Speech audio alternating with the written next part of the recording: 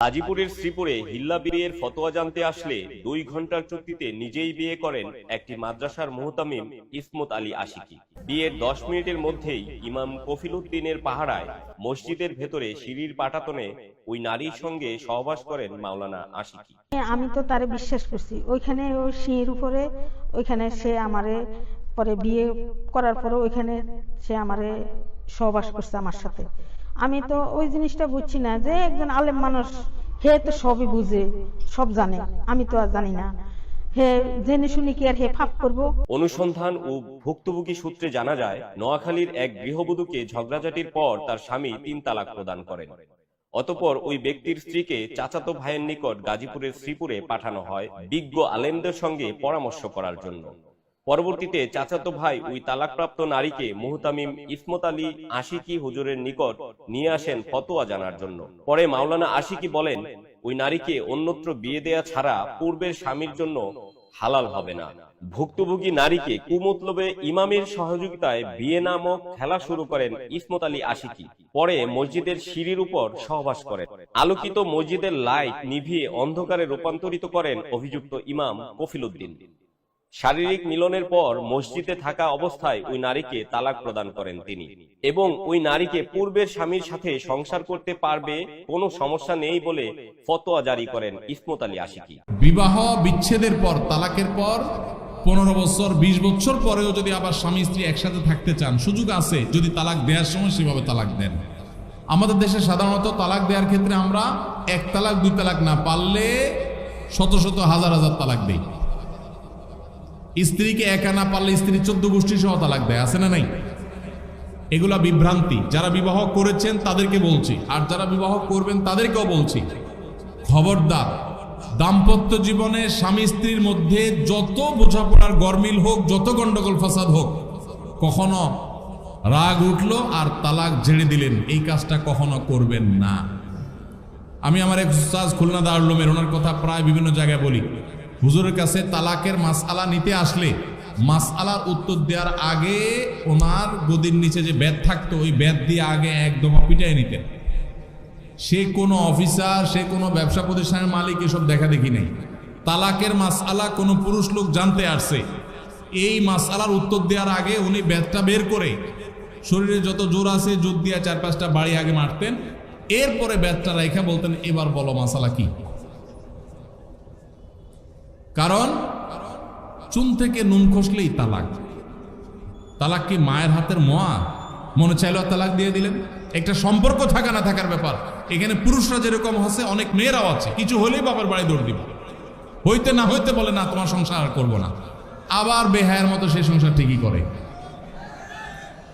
আর এই ঠিক ঠিক বলা পুরুষদের মধ্যে বহু পুরুষ আছে যে চুন থেকে নুন খসলেই বলে না তোর সাথে সংসার করবে। এই ছোট লোকই সবাই করবেন? যুবক ভাইরা যারা আছেন, খবরদার, দাম্পত্য জীবনের প্রথম দিনগুলো, প্রথম বছরগুলো অনেক কষ্টে যায়। বনিবনা হতে চায় না, স্বামী স্ত্রীর মধ্যে নানান বিষয় কেওয়াজ লাগে, মায়ের কারণে, বোনের কারণে, ননদের কারণে, শাশুড়ির কারণে, বাইরের লোকের কারণে নানান ভুল বোঝাবুঝি তৈরি হয়। দিন যত অতিবাহিত হতে থাকবে, যত পারিবারিক জীবনটা সামনে এগোতে থাকবে, লাস্টিং করতে থাকবে, সন্তান বড় হতে থাকবে, ইনশাল্লাহ দেখবেন এগুলো সব হারায় যাবে। যারা ধৈর্যশীল তারা সবর করে, যারা অধৈর্যশীল তারা আগে ভাগে রাস্তা দুই দিক করে ফেলে। এই জন্য ধৈর্য সহ্য ছাড়া কখনো পারিবারিক জীবন টিকানো সম্ভব নয়। ঘরে ঘরে তালাক হচ্ছে। আমি তালাক নিয়ে একটা লিফলেট তৈরি করছি, ইনশাল্লাহ সেটা অচিরেই হাজার হাজার মানুষের কাছে আমরা পৌঁছায় দিব যে বিবাহের আগে তালাক সম্পর্কে সতর্ক হন। বেশিরভাগ মানুষ তালাক দিয়ে এসে এরপরে চোখের পানি ফেলে, এসে বলে হুজুর দিয়ে ফেলেছি, এখন কি করব?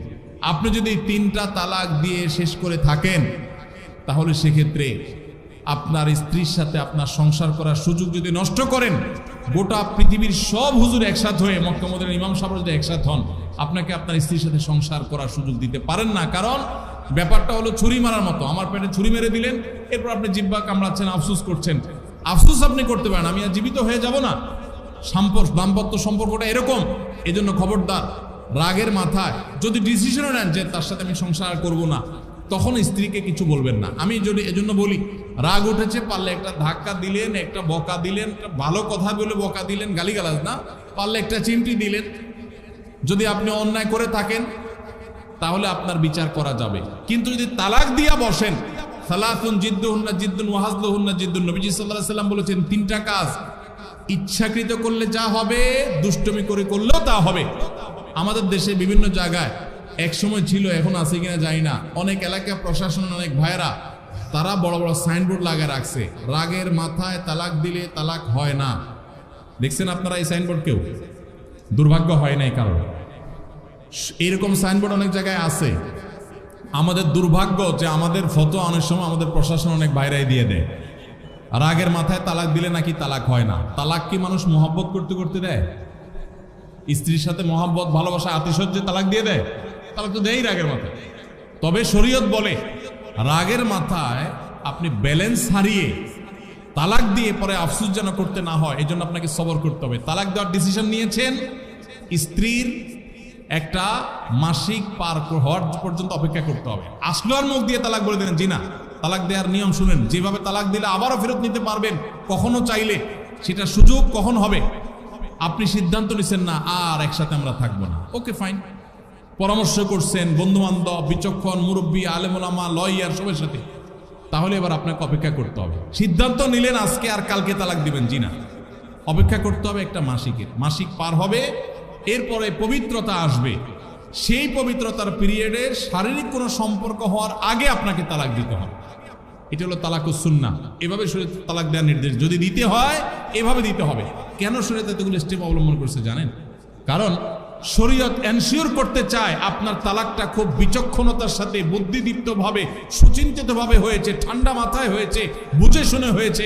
আপনি এটা অ্যাবনর্মাল হয়ে মেজাজ হারিয়ে আপনি মাথা গরম করে দিয়ে ফেলেননি। এটা নিশ্চিত করবার জন্য এতগুলো সময়, এতগুলো স্টেপ নিয়েছে যে একটা মাসিকের পিরিয়ড পার হওয়ার পরও স্বামী স্ত্রী একে অন্যের প্রতি যথেষ্ট আকৃষ্ট হওয়ার কারণ থাকা সত্ত্বেও সেই শারীরিক সম্পর্ক করার আগে আপনি তালাক দিচ্ছেন, মানে হলো যথেষ্ট যৌক্তিকতা আছে এবং আপনি খুব কনভিন্স হয়ে বুঝে শুনে তালাক দিচ্ছেন। এটা এনশিওর করার জন্য শরীয়ত এতগুলো বাঁধ দিয়েছে। এই বাঁধ পার হওয়ার পর আপনাকে তালাক দিতে হবে। আমাদের দেশে হাজারের ভিতরে 999 জন মানুষ তালাক দেওয়ার সময় মুখ দিয়ে আসলো আর পট করে তালাক দিয়ে দিল। এটা সুন্নাহ তালাক নয়। এই তালাকটা, এইভাবে তালাক দেওয়া, এটা একটা গুনাহের কাজ। এভাবে তালাক দিবেন না, তালাক দেওয়া যাবে না। এই জন্য যুবক ভাইরা যারা বিবাহ করবেন ভবিষ্যতে, আপনারা জেনে রাখেন ঘরে ঘরে তালাক হচ্ছে। ঢাকায় যতগুলো বিবাহ রেকর্ড হয় আনুপাতিক হারে প্রায় পাল্লা দিয়ে ততগুলো বিবাহ বিচ্ছেদ হয়। ভয়ঙ্কর ভাবে তালাক বেড়ে চলেছে। কয়েক জায়গায় মাহফিলে গিয়েছি, এলাকার চেয়ারম্যান সাহেবরা বলছে, ভাই আমি চেয়ারম্যান হওয়ার পরে যে বিচার আচার আমার কাছে আসছে, বিসমিল্লাহি করছি তালাকের বিচার দিয়া। একজন বলছেন যে কয়েকদিনের ভিতরে 20-25টা তালাকের বিচার আসছে, আর যেগুলো আমার কাছে আসে সেগুলো তো আমাদের হিসাবের বাইরে। এই জন্য আপনাদের প্রতি উদাত্ত আহ্বান রাখতে চাই, আমাদের সংসারগুলো সব খান খান হয়ে যাচ্ছে। সবাই সংযমী হতে হবে, ধৈর্যশীল হতে হবে। as-sabru জাযাউহু আল জান্নাহ, সবরের বিনিময়ে আল্লাহ তাআলা জান্নাত দান করবেন। সবাই সবর করবেন তো ইনশাআল্লাহ। দাম আর যা হোক, খবরদার কখনো মাথা গরম করে তালাক দিবেন।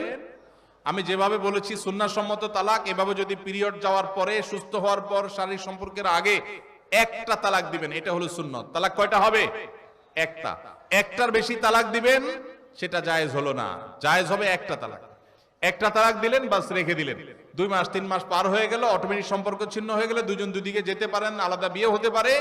আবার বহুকাল পরে চাইলে নিজেরা শুধু বিবাহ পড়িয়ে আগ্ধ করে আবার একত্র হয়ে যেতে পারবেন।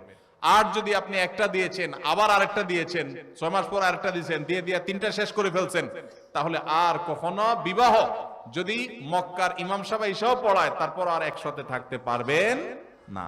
আল্লাহ তাআলা আমাদেরকে এই বিবাহ বন্ধন এবং তালাকের ক্ষেত্রে শরিয়াকে মেনে চলার তৌফিক দান করুন।